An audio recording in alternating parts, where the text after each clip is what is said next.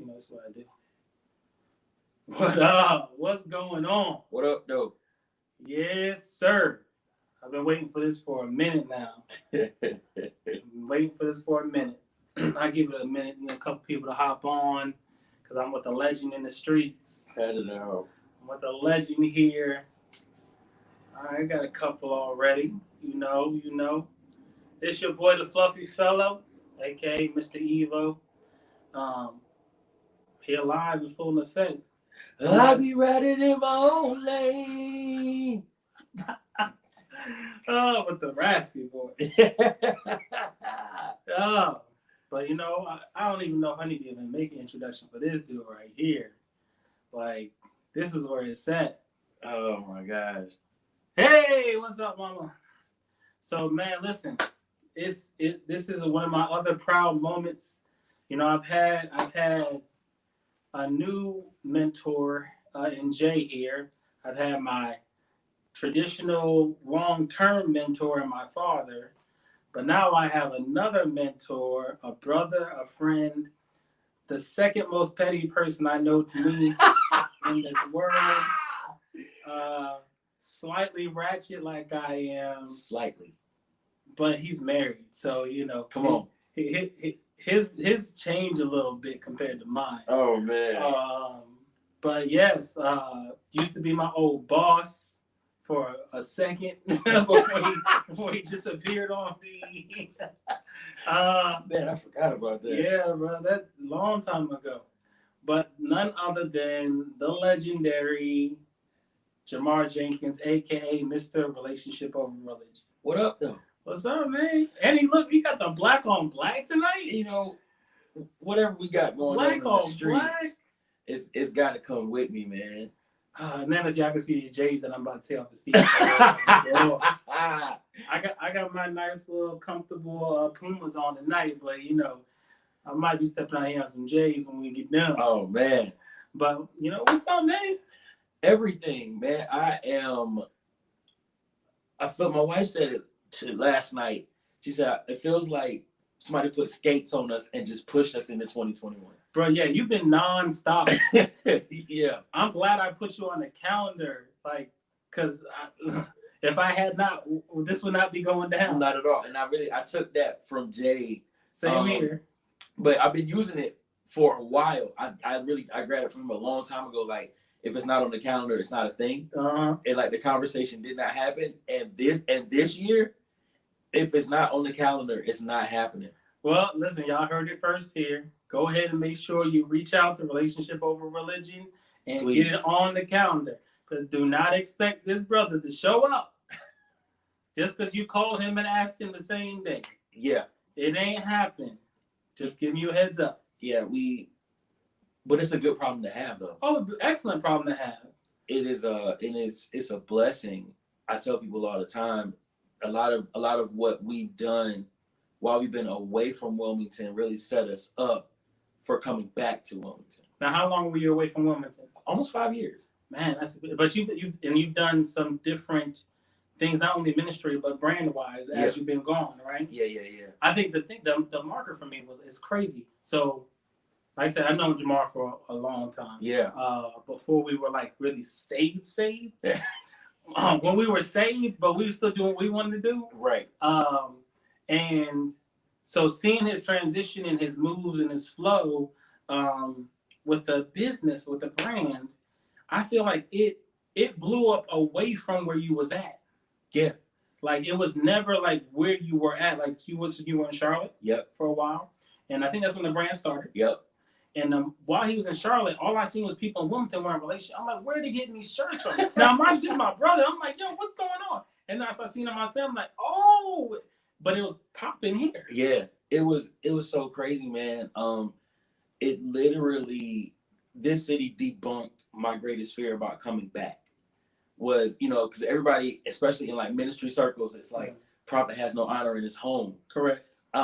And us being away, granted, the brand has done well away. Mm-hmm, mm-hmm. And so being able to see so much love on a regular basis in my hometown, in my hood, to take it to the next level, my family has been super supportive. Mm-hmm. And then In my hood, they've been super supportive. Then there's local ministries that are like, we love the message. And so it's really been an eye-opening experience to be a native son and have so much support in this city where people tend to think that it is difficult to get on. It's really more so about having something that translates your why, your life's why, because that means it won't die. Like, this isn't just a t-shirt company. Mm-hmm. This is a lifestyle brand. Mm-hmm. And so when you have a lifestyle brand and you choose to live that lifestyle and it's faith-based, and you ask God to breathe on it, and it's a part of your life's purpose, it doesn't die. True, very true. I think that's the thing that I'm learning, because so I'm a recent to the brand thing. I've tried brands before. I tried to build my own brand before, J. Harris Ministries, but I didn't really. It wasn't my why. Yeah. Right. It was just something to do because I seen everybody else doing it. But with the Fluffy Fellow, because I do have ministry undertones to it, and I'm me. I'm authentically me. Right. I feel like it will last longer. Right. And so, like I seen with the relationship over religion. Congratulations, by the way. I know, was it last year that y'all got the LLC or the year before that? No, so we've been an LLC from the jump. We did it's our registered trademark. Registered trademark. That's right. Yeah. Thank you. That right there, that's how you get up on game. Absolutely. You know what I'm saying? Mm-hmm. That's how you protect what you're doing. And so I've been sitting in the back burner observing. Like I know, how I do. I just sit back, I watch, I observe, I gain a lot of knowledge. But that's been the thing that I've learned from you. And now let me emphasize this. Love to the queen. That's home. Sean's at the house chilling. Hey, boo. She's the second part of this. I don't want to exclude her.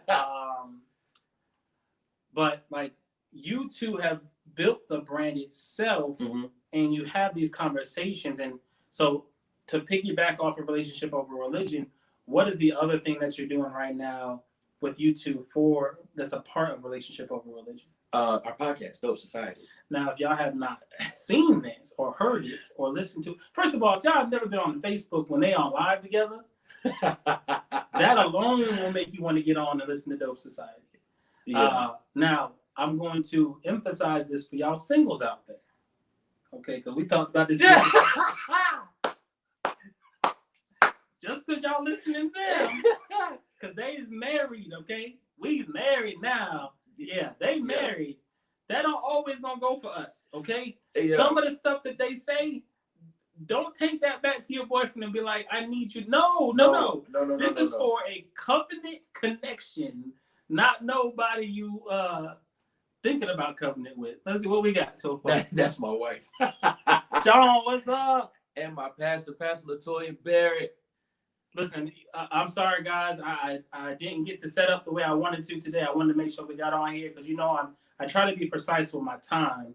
And also, this is the thing I've learned, man. Yeah. You got to be mindful about other people's time. True indeed. You know what I'm saying? Like, don't.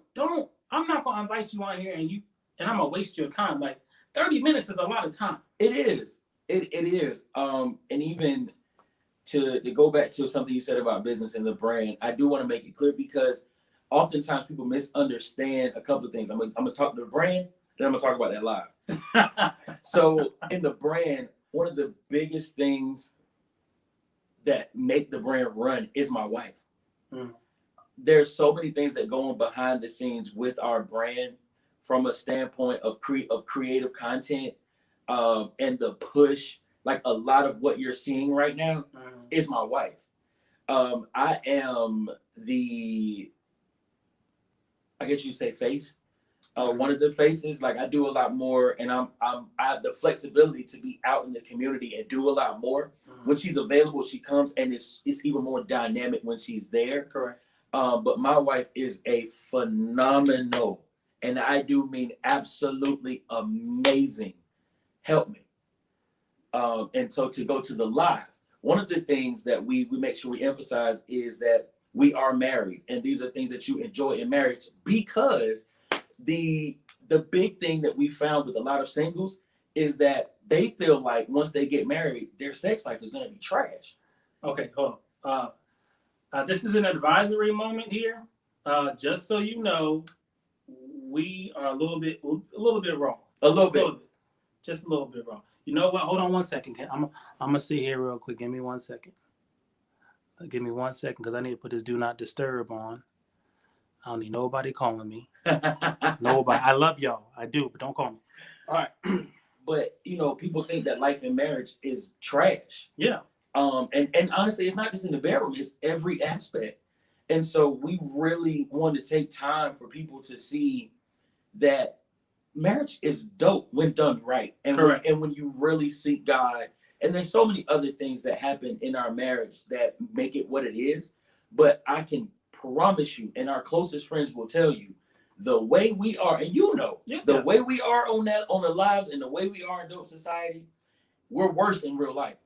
I wouldn't say worse, but it's definitely more entertaining. There's no sensory there. But it's a good thing because, you know, it is definitely inspirational. Mhm. You know, because we can be transparent, right? Absolutely. So, all right. So me and Jamal, we both have been through divorces. Right. Right. We both been in situations where we're trying to find the next one. And he's with the next one now, the real one, the one, because I heard this the other day. Well, it's been a couple months, but like you may have been with somebody, but this is the first time you've been married to somebody. Right. You know what I'm saying? Right. Because it's a partnership. So in watching it, Mm-hmm. I'm like, bro, I want that. Praise You know God. what I'm saying? Like I want that. I want that kind of friendship, but also, you know, I can be real and raw and be myself, and not have to change who I am. Yeah.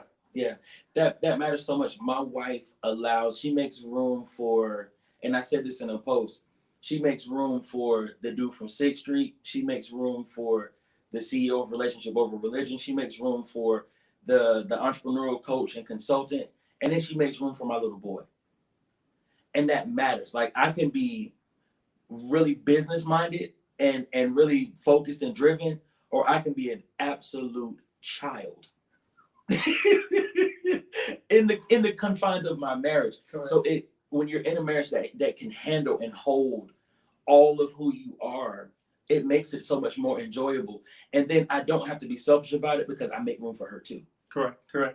I think that's the thing, like balance. And watching y'all, like I said, I've known y'all for the whole time y'all been together, basically. Yeah. And just watching the development, the growth, and how you guys interact with each other, it's been amazing. And like I said, if you want to know more about how to, even in the bad times when you're struggling, Mm-hmm. how to communicate, Mm-hmm. contact them. I mean, because the Relationship Over Religion isn't just a brand itself; it's a lifestyle. Yeah. It's a way of life. It's a way of thinking. So, other than those two, other than Dope Society, now okay, let's talk about the first episode or the second episode. Let's talk about the second episode.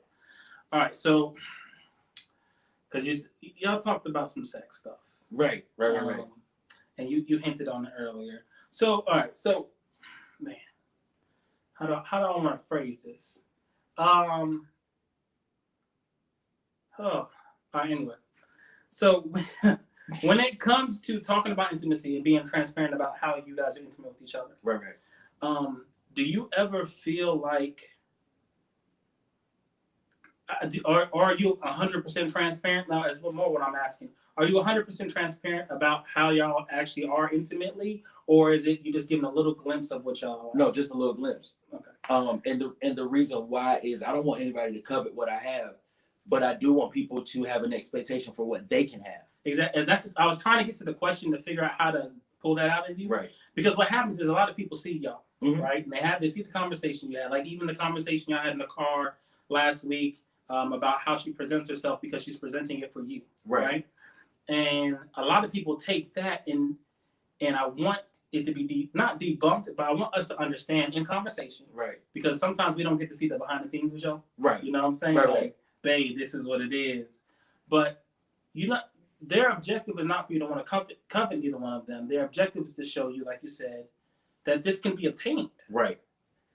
And one of the things that we ascribe to be is hope dealers. And in doing that, we come to a deeper understanding that it's not always the hope of glory. Mm-hmm. And it's not super churchy or religious as it pertains to the concept of hope. There are people who are feeling as though they are never going to be satisfied or excited about a romantic relationship. Mm. And so they need to be able to have hope there as well. And we talked through the piece of salvation, and we talked through financial literacy, and we talked through all those things. But when we get to romantic relationships, this is where a lot of religious spaces cringe. Yeah, because they don't want the transparency. Exactly. But then on the other side of it, I've been in situations with people who are being underserved in young adult ministry because they're coming, and I need you to address my sexuality. I need you to address my lack of financial literacy and or my economic trauma. And instead, you're trying to tell me that Jesus is the way, and then late at night when it's cold, I need to go pray. Correct. And that's not realistic. It's not realistic. It's not. I'm glad you talked about the youth. So I'm gonna transition to that in a few minutes. Mm-hmm. So the realness of, well, okay, why is the church not wanting to talk about sex and intimacy, not only with the youth but as adults? Because the church doesn't want to weaponize lust. And I really believe that. And so it takes a very mature pastoral leadership and down to be able to disseminate that information in a way that is not only palatable and revelational, but it also it convicts your flesh in a way that you don't want to do it, but you understand why you don't want to do it. And so but then that's coupled with so many there's layers to that stuff, man. Because that means that your senior leaders need to have a place of wellness themselves to be able to have that conversation with the confidence of what they have going on too. Yeah, we're not going to touch on the leaders tonight. Exactly. We're not. So yeah, I mean, but that's where it is though. And I mean, well, they said as the head goes, so goes the rest of the body. Right. So I definitely agree with that, because like for me growing up in any ministry I've been a part of, sex has not been a conversation we've had. You know what I mean? Like it was, don't have sex, wait till you get married, wait till you find the one, and then you'll be fine. But there was no explanation of what the whole covenant of intimacy is, or even a how.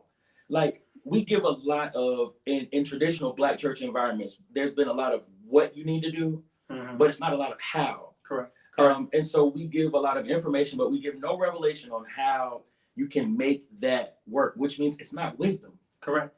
We give a lot of knowledge, we give a lot of facts, we give a lot of don't do this and why, but we don't give strategy.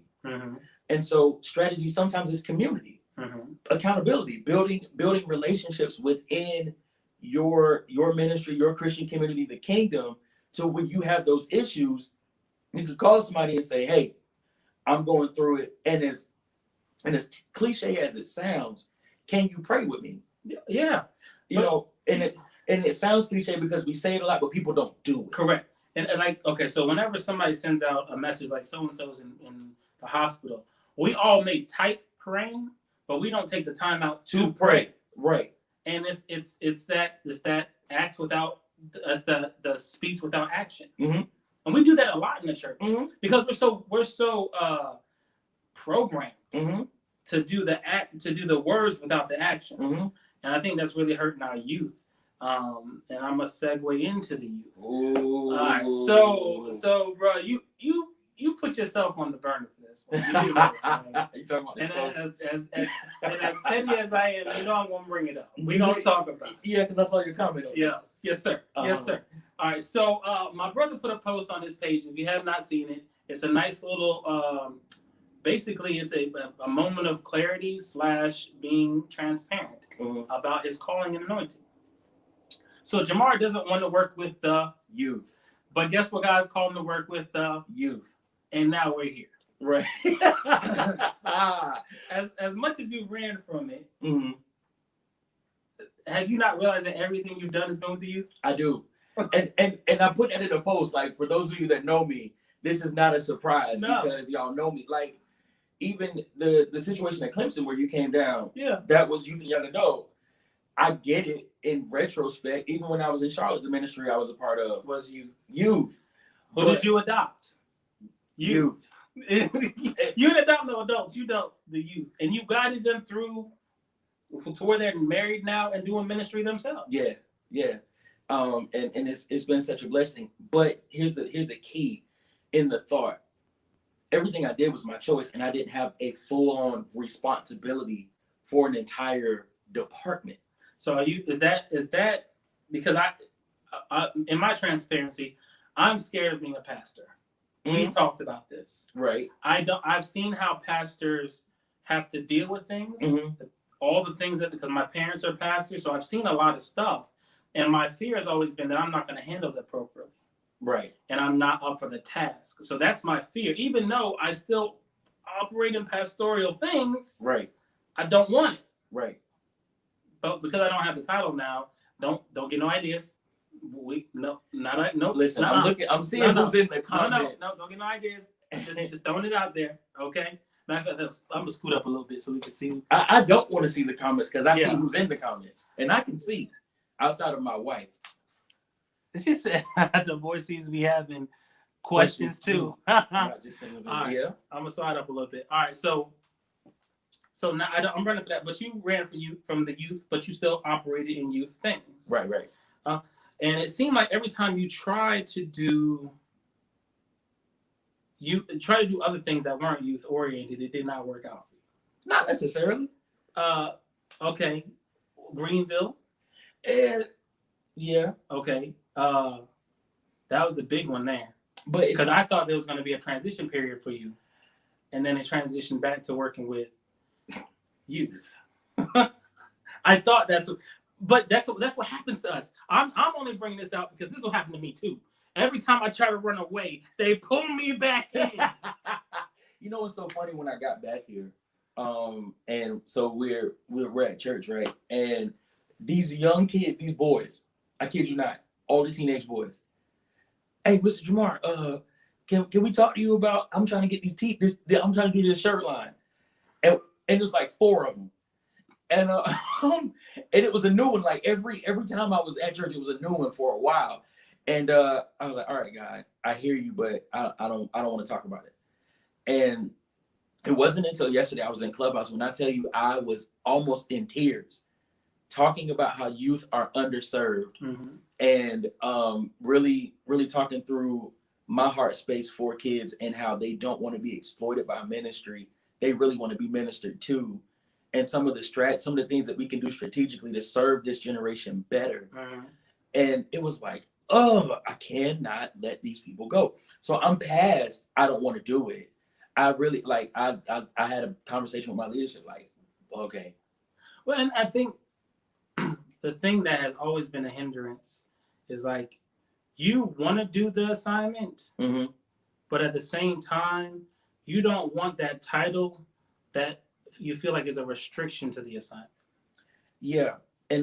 But then here's the thing, and this is what I've learned.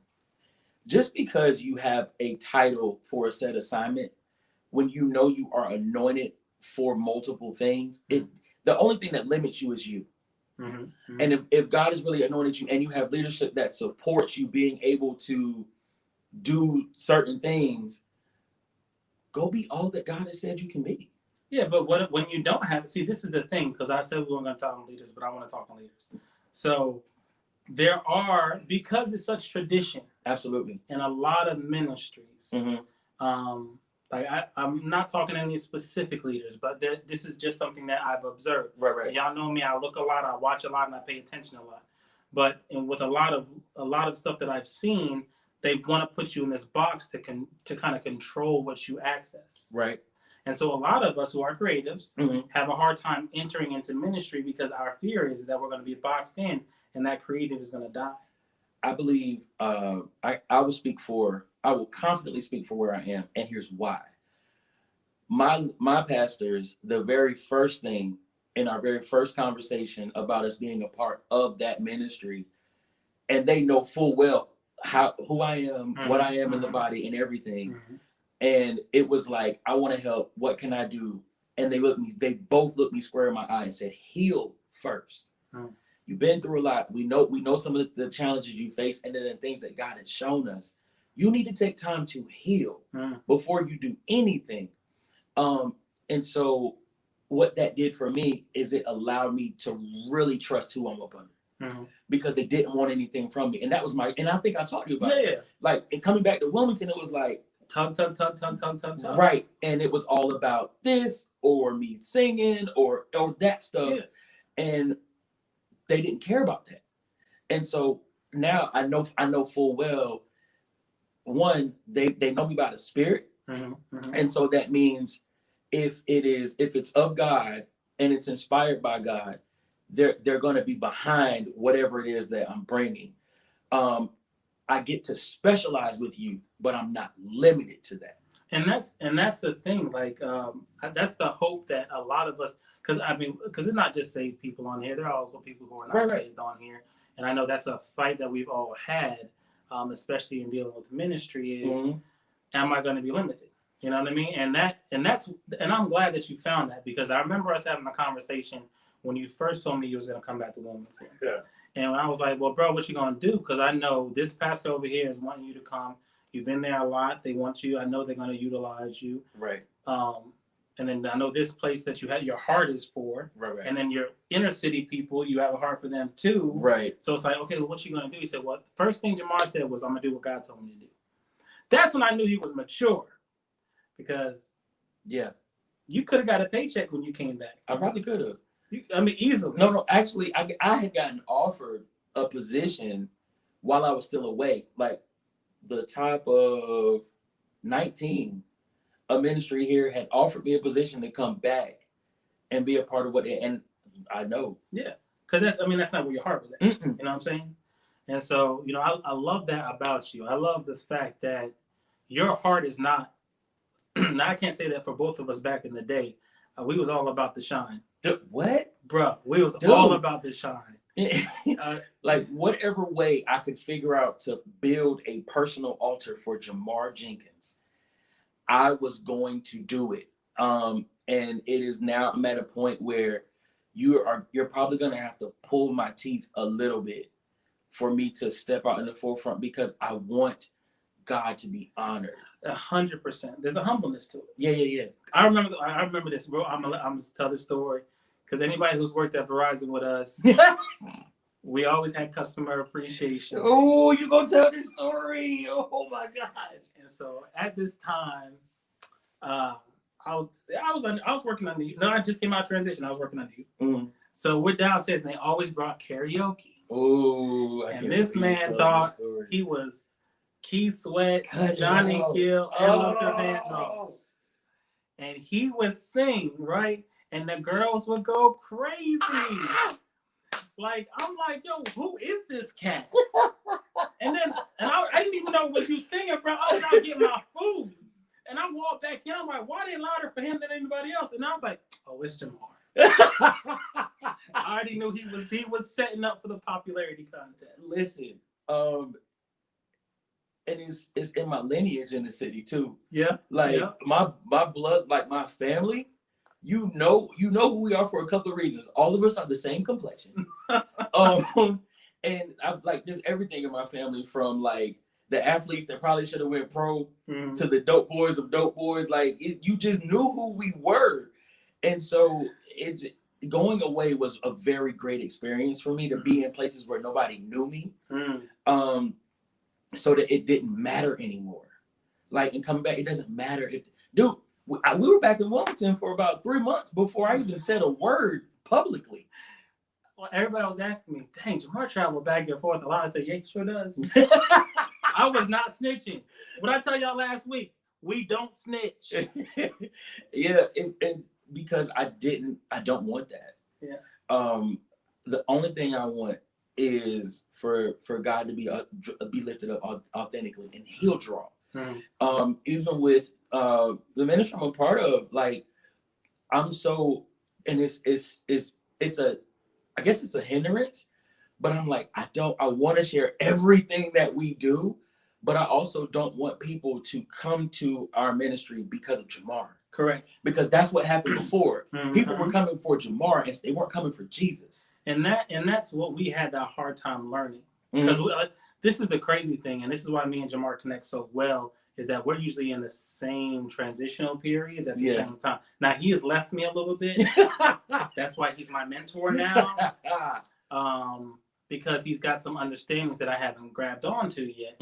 But like, that was it. Like, I always the first time I came to the ministry that you're a part of now was because of you. Right. And now, mind you, I love the pastors there because I've known them through my parents know them. Mm-hmm. But I was like, Jamar's doing something? I'm going. That was a Friday night youth thing. Yeah, the Friday Night Live. And I was like, yeah, I'm going to go. And, oh, Jesus, y'all in trouble. And so I went, and it wasn't even about the ministry. It was more so I came to see my brother. But now, when you talk about the ministry, you don't talk about this is where I go. The word was good today. This was the word. Ain't got nothing to do with you. Right. And that's a different level that a lot of us have not reached yet. And it's super intentional. And it's because I want to be conscious. And it's part of what we've experienced in being away. Because in being away, you get to see how people become many gods. Idolatry is a very big thing. People that are platformed, like it just, they get put on pedestals by individuals, and I don't want that. I'm super intentional about that. And even as it pertains to our brand. Are you finding that harder and harder as you grow larger and larger? So where people, not that you're asking to be idolized, but people are trying to idolize you? No, because we are super intentional about our conversations. Now, you can't control the narrative outside of your general circumference. But what you can do is maintain the narrative to a point that anybody that's closely connected to you can diffuse and deflect things that don't line up with your character. And we need to see more of that. Like to be able to say, no, it's not about them. It's not, the brand is like, this is not about Jamar and Sean. This is about God. And people who are who feel as though they're far from God, being able to get closer to God, because we believe in impartation through a garment. We pray over these before people get them. And I've seen people's lives change because there's some people that wear these shirts all the time and they can't understand why. Nothing is working until they pray. Like this shirt will frustrate your life into a posture of prayer. You ain't lying. You know what I mean? Yeah. And so if we can do that and we can really lift up Jesus and then he does the drawing, then we can really see this revival business that everybody keeps talking about. Correct. Yeah, everybody. That's been. I'm not gonna do that. Right. You know how I feel about it. Got it. All right. Well, listen. Let's see. Well, we good, man. This was up. Yeah. I love it when it flows like this. So, all right. So, two things before you go. I want you to give a quick lesson on heart condition. All right. And then I want you to tell everybody where they can reach you. Got it. Heart. And the reason why I'm asking you heart condition is because this is something that he has really pushed me into. My intent of my heart. What am I trying to do with the people I'm building relationships with? And so the heart is, thank you, Holy Ghost. In the book of Psalms, it says, create in me a clean heart and renew a right spirit within me.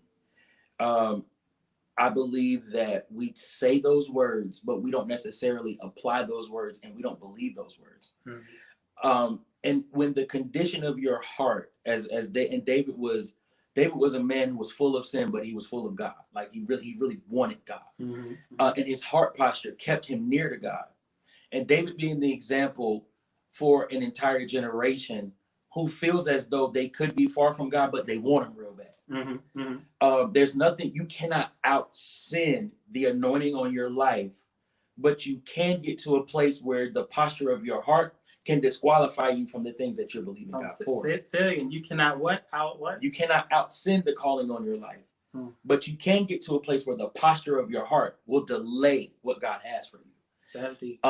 And so the same way we talk about the garment frustrates people to a place of prayer, I believe that in this season, we're about to see a mass repentance before we see mass deliverance. And then we can see revival. So much so when we think about our heart posture, and what does that really mean? Because it's a sexy terminology now. It is. It is. And really heart posture is basically when you know it's the right thing to do, can you do it with the right attitude? A lot of times especially in church, people feel like they're almost bullied into giving, and they don't necessarily, like, God loves a cheerful giver. And a lot of times your seeds don't produce because your heart isn't right. Correct. Correct. Or you're doing it because you feel like it's the right thing to do, and it's not the God thing to do. And so with how we can look at the posture of our hearts is we literally are intentional about spending time with God every single day. There are no excuses. There's no that we don't, because we make time for any and everything else we want to do. Why is it that prioritizing God is so difficult, or seemingly difficult? Because we will get we're busy. We have these meetings, we have that but get up earlier, spend time with God. Well, okay. So now, I'm sorry, we're gonna have to stay here for a second. So what do you tell people who have traditionally been taught, if you don't get in your prayer closet and you don't take time out for God, you're not really communing with God? How do you break? Because when we talk about prayer and the heart condition of prayer, people have limits. Mm-hmm. How do we explain to them that there's no limits for prayer, or in that it's the intent process? I would introduce the thought of God as God the Father. And in saying that, my thought is either the Father we have or the Father we wish we had. When we go to our Father, we know that with whatever our request is, if He got it, He's gonna give it. And so we serve a God who has everything. Sometimes, even in relationship with our fathers at times will not give it to us immediately because we're not ready for it. Correct. But we don't walk away from our Father. No. And we don't stop asking. We don't stop asking, and we stay in relationship with Him in spite of how we felt about His no. He's still our dad. Correct. And so before we get to the prayer closet, let's introduce you to Abba Father and the concept of him being a father. So then you can understand the relevance of getting in a prayer closet. Mm-hmm. And I think that's the problem is we don't get to step 1. We're taking believers to step 7. Without any explanation, without any teaching, without any education, nothing. It's just, this is tradition. This is what you do. That's it. And there's no why. And then a lot of times people, they give this direction in a lot of traditional environments.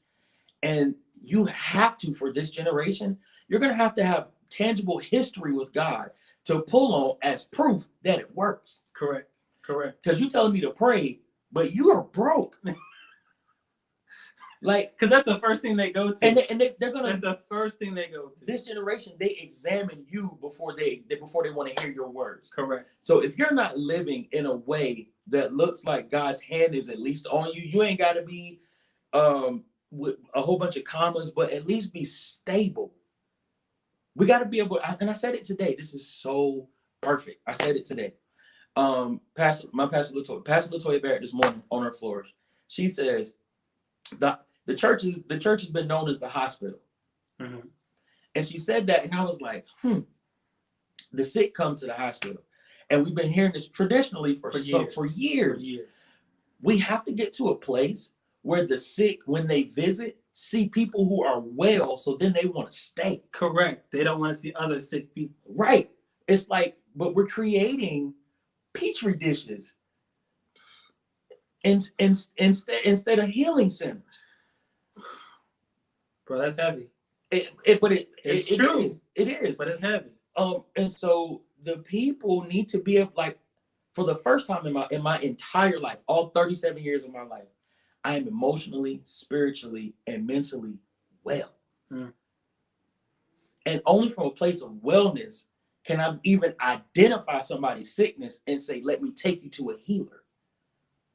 We need more well people so that people can believe that there's a God that can heal. Correct. Because that's all they're seeing is other hurt people. It's hurt people helping other hurt people. That's not help. That's not help. That's hindering. Not only hindering, but you don't go far that way. You know what I'm saying? Like it stops, but also it's like my father always teaches this, is that, if I'm hurting and 2 people are holding me up, one falls, the other person's not going to be able to carry the weight of both of us. Mm-mm. They're not going to be able to take us nowhere. Mm-mm. And even with the one person who probably still effectively get you to where you're going, but who is going to help the person that just carried you? Correct, because they're going to be worn out. Because they're going to need help. It's a fact. See, this is why I knew where it was going. Y'all think I'm crazy. I don't sit here with cards and stuff like that, but I know where my questions are going, and I know who I'm talking to. And that's the thing, man. When you interview somebody, you just gotta, and I'm not gonna go into that. I almost went to my own spiel. I'm petty, so you are. You are. I try to explain to the people. I was talking to my therapist yesterday, right? And so I try to explain to her, I'm very intentional with my time. Mm-hmm. I'm kind of like the McRib. I'm here for a limited time only. If I want 30 minutes, you get 30 minutes. That's it. I may come back later. Bro said he's like the McRib. You know what I'm saying? Think about it. Am I wrong in that? Like, what I'm saying? Like, that's the way we have to be with each other. Mm-hmm. But I appreciate you. Now tell them how they can get a contact with you, my man. Oh man. So obviously Jamar Jenkins on Facebook. We're giving out government stuff. Okay. Jamar Jenkins 8, because it's got my government's everywhere. Jamar Jenkins 83 everywhere else. Clubhouse, Instagram, Twitter, and then Relationship Over Religion LLC on Instagram, and then Dope Society Podcast on Instagram. A lot. Right, that's I was gonna try to memorize all of them. A lot of handles. And then I attend Purpose Church International here in Wilmington, North Carolina, and I have phenomenal pastors, Pastor Cedric and Latoya Barrett, whom I love tremendously. They are phenomenal people, and wherever you see me, you also will see my wife. Sometimes, because she be working a lot. She does, but when it comes to like public appearances, yeah. Like not even public appearances, but just being out and about, any free moment that she's got, she gonna be where I am, and that's Mrs. Sean L.J. Jenkins. It's sickening sometimes. it's like, but I love it. All right, well, I appreciate you coming, my brother. Bro, I appreciate you having me. I've been this one, and I'm about to tell y'all about my next special guest next week, in a second. But I appreciate you. I've been waiting on this. This has been one of the things I marked on my calendar. It's kind of like a basketball game. When you really want to play that game, like this is the one. This is the conversation I want to have. Like this and my father and Jay. Like not downing anybody else. Oh, P. Grant. God, I've had dope people on this. You have. Bro, I've had some dope. Oh my! Like my whole squad is dope. Y'all don't even know, whatever. But I'm very appreciative, man. So before I give y'all my handle, let me tell y'all what's going on next week. You need to be here. Be here live. I'm gonna have the complete thing set up. I'm gonna have DJ Bruiser B live, along with none other than the dopest MC I know. I know quite a few dope ones, but this is my brother, P. Grant. And then I'm going to have the lecturer, pastor, influencer who doesn't even have his own podcast, Jay Jones.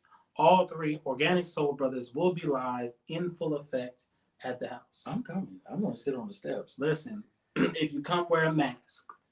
Because I 2 is good. I don't know about many, but right. But definitely, it's going to be a dope show next week. You really need to check it out. We're going to talk about hip hop, Christianity, and how you can, we got a DJ, and he does a little bit of everything. So I just want to get some insight on him, how he thinks about music, things like. We're gonna have some good, dope conversation. My favorite word is dope. That's what I say, so it is what it is. But you can check me out.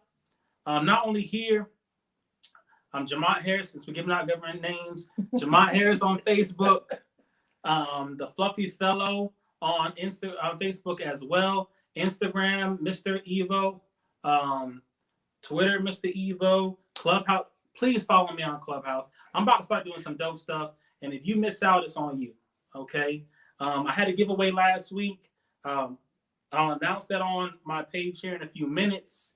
Shout out to all the people who liked and shared. I got another one coming up in 2 weeks between now, which today is oh, my watch ain't working. Oh, this ain't good. You see that thing right there? It ain't working. What's today's date? I ain't even do nothing today. Today's what, the 18th? 19th. Today's 19th. Tomorrow's inauguration day. Yeah. Oh, Jesus. Today's 19th. You have until the next week to like, share, comment.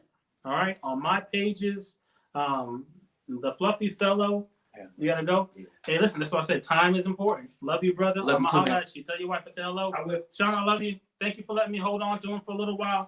Hey, have a blessed night. Peace. She texted me. My daughter